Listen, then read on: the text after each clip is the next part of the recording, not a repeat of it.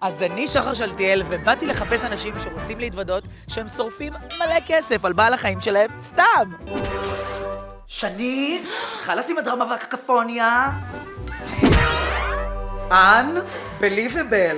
מה קורה פה? תשמע וידוי, אני על הכלבה שלי לא חוסך שקל. מגיע לה הכי דה בסט. כל מה שהוא אוכל עולה לי כמו טיסה ללונדון, אבל מה אני אעשה? זה הבייבי שלי, נכון, הוא אוכל רק סופר פרימיום. והכי יקר זה הכי טוב, לא? אוקיי, ומי אמר לך שהכי יקר זה הכי טוב? שני מאמי. בשביל זה יש את ג'וזרה.